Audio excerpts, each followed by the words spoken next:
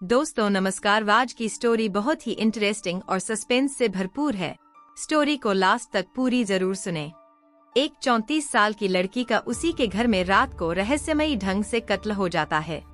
Police और forensic team वाले आते हैं और हजारों तरह के एविडेंस कलेक्ट करके ले जाते हैं।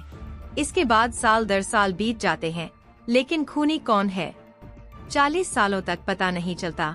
लेकिन एक कोका कोला की कैन कुछ ऐसा काम करती है कि 40 साल पुराना केस 40 घंटे में सॉल्व हो जाता है।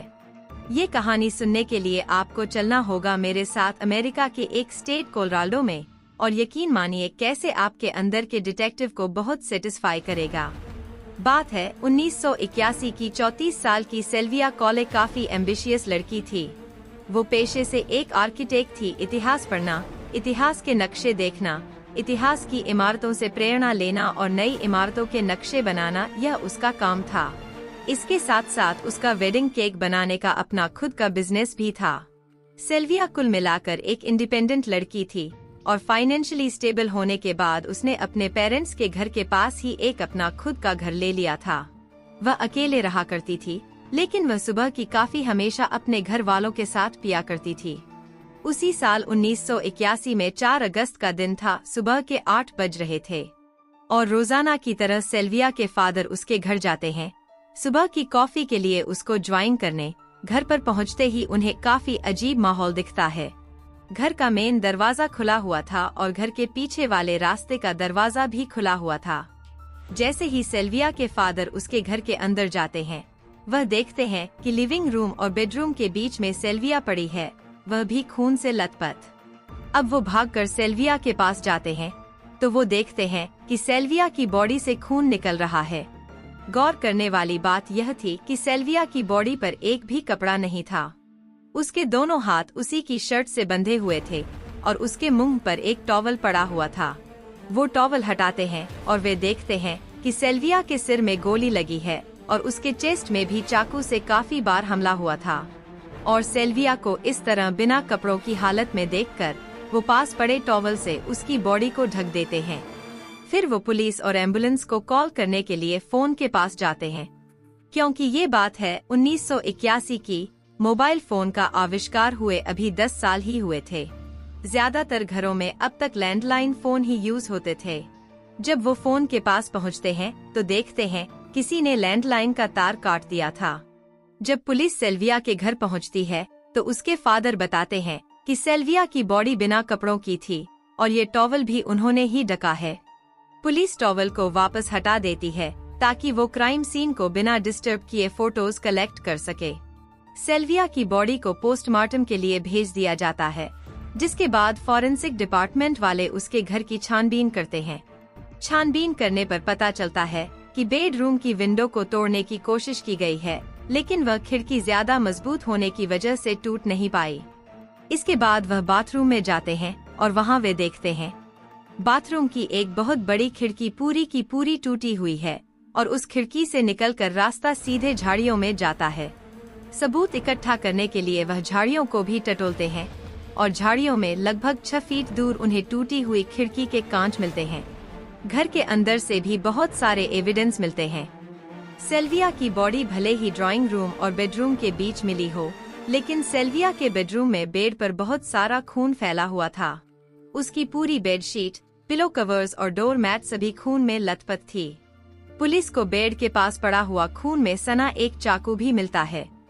अब यह चाकू, सिल्विया की बेडशीट, सिल्विया का पिलो कवर, बेड के पास पड़ा हुआ एक ऑरेंज कलर का रग और वो टॉवल जिससे उसका मुंह ढका हुआ था। क्योंकि सिल्विया की बॉडी बिना कपड़ों के मिली थी तो उसके प्राइवेट पार्ट से भी कुछ स्लैब्स लिए गए थे और वो सिल्विया का शर्ट जिससे उसके हाथ बंधे हुए थे। यह सभी चीज जांच के लिए फॉरेंसिक डिपार्टमेंट अपने साथ ले जाता है। सारे सबूतों की जांच के साथ साथ पुलिस घर वालों से भी बातचीत करती है और जब सिल्विया की फैमिली से पूछताछ शुरू होती है तो सिल्विया के फैमिली मेंबर बताते हैं कि 4 अगस्त के दिन सिल्विया के घर पर कोई भी नहीं आया था।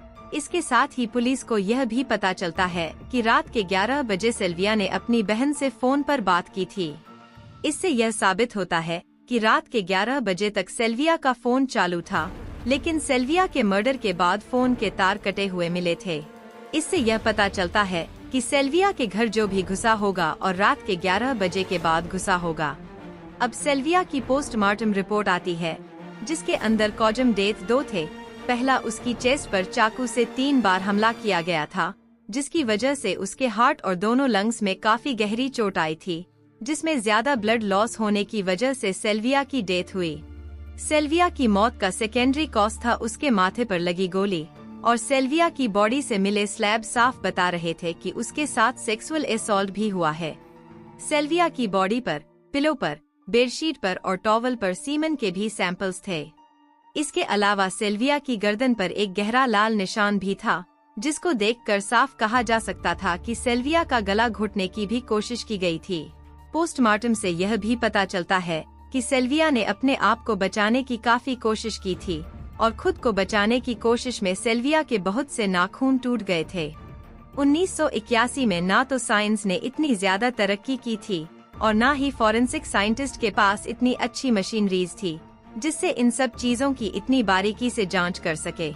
तो इन्वेस्टिगेशन ज्यादा लंबी खिंच गई। इस कांड के होने के 2 साल बाद 1983 में फॉरेंसिक साइंस में कुछ डेवलपमेंट हुआ, जहां उन्होंने एक अल्टरनेटिव लाइट बनाई जिसमें डीएनए को काफी बारीकी से देखा जा सकता था।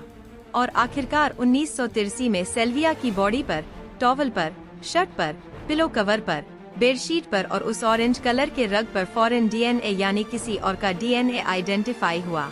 लेकिन अब प्रॉब्लम वाली बात यह थी कि डीएनए इतने कम अमाउंट में था कि उसको उन चीजों पर से हटाकर मैचिंग के लिए भेजना पॉसिबल नहीं था।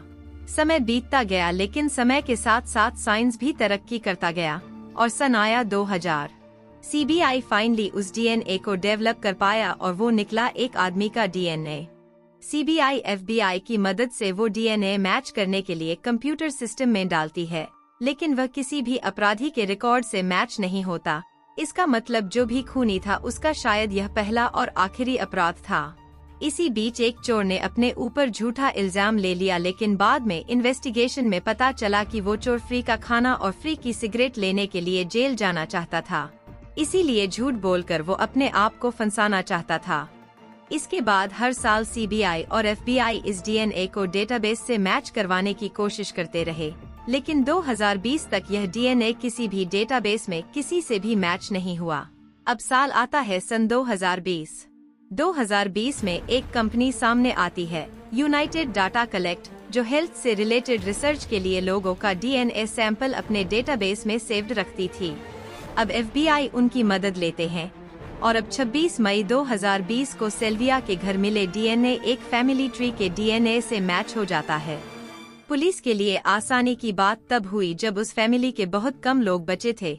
धीरे धीरे पुलिस ने सबको रूल आउट किया और शक की सुई गई सिर्फ एक ही इंसान पर, एक आदमी जो 1981 में सेल्विया के घर से लगभग 20 किलोमीटर दूर रहा करता था और पास में ही लेब्रास नाम की जगह पर रह रहा था। अब पुलिस उसकी बिल्डिंग के चक्कर काटने शुरू करती है। एक दिन एक आदमी उस बिल्डिंग का कूड़ा इकट्ठा करके घर के पास वाले डस्टबिन में डालने गया और मौके का फायदा उठाकर पुलिस वाले उस बैग्स को उठाकर फॉरेंसिक वालों के पास ले गए। उस गार्ड्स को जिस पर उसे शक था, उसी के नाम से एक बिल मिला जिसमें उसका ईमेल एड्रेस था और उसके खरीदे हुए सामान की लिस्ट भी थी। उस खरीदे हुए सामान में एक कोका कोला की कैन का नाम भी था जो वनीला फ्लेवर की थी, और लकीली वो कैन भी उसी बैग में मिल जाती है।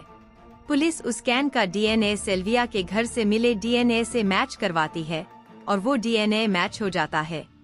पुलिस लब्रास्का वापस जाती है और उस बिल्डिंग से पकड़ के लाती है डेविड डैनमिन नाम के इस 62 साल के आदमी को, जिसने आज से 40 साल पहले सेल्विया का खून किया था। और जब उसने सेल्विया का खून किया होगा तब वो लगभग 22 साल का रहा होगा। 40 साल बाद उसने बिल्कुल एक्सपेक्ट नहीं किया होगा कि पुलिस उसे ढूंढते हुए आ जाएगी और बुढ़ापे में उसका जेल में प्लेसमेंट हो जाएगा। अब कोर्ट में केस चलता है। पुलिस अपने सारे एविडेंस कोर्ट में पेश करती है।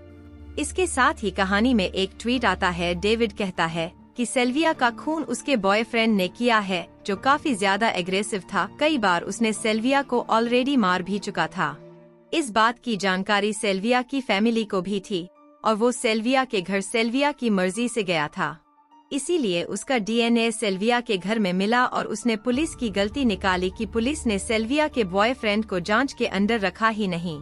लेकिन ये सब उसकी बहानेबाजी थी सजा से बचने के लिए, क्योंकि फॉरेंसिक डिपार्टमेंट को क्राइम सीन के आसपास सिर्फ 2 तरह के डीएनए मिले थे, एक सेल्विया का और दूसरा डेविड का। जिसके बाद 2022 में डेविड को उम्र कैद हुई, क्योंकि सारे एविडेंस डेविड के खिलाफ थे। इसीलिए डेविड को सजा तो हुई, लेकिन उसने सेल्विया के घर में इस तरह से अटैक क्यों किया, ये बात ऑफिशियली अब तक क्लियर नहीं हो पाई है। लेकिन पुलिस का मानना है कि डेविड सेक्सुअल मोटिव्स के लिए ही सेल्विया के घर गया था और उसने सेक्सुअली असॉल्ट करने के बाद सेल्विया को मार डाला। सेल्विया को इंसाफ तो मिला, लेकिन उस इंसाफ को देखने के लिए सेल्विया के माता पिता जिंदा नहीं रहे। आज उस इंसाफ को देखने के लिए उसकी फैमिली से सिर्फ एक छोटी बहन है जिसकी शादी हो चुकी है। और इस केस का फैसला सुनाने के बाद उस जज ने एक इंटरेस्टिंग लाइन बोली थी। उन्होंने बोला, अगर किसी के साथ अपराध हुआ है तो आप हिम्मत मत हारिए। पुलिस और फॉरेंसिक टीम आपकी जरूर मदद करेगा और आपको जरूर इंसाफ मिलेगा।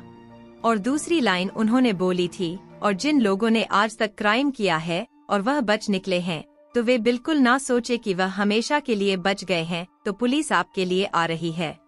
तो दोस्तों, कैसी लगी है ये स्टोरी कमेंट जरूर करें, लाइक और शेयर करना न भूलें और चैनल को सब्सक्राइब जरूर करें। फिर मिलेंगे ऐसी ही इंटरेस्टिंग स्टोरी के साथ। धन्यवाद।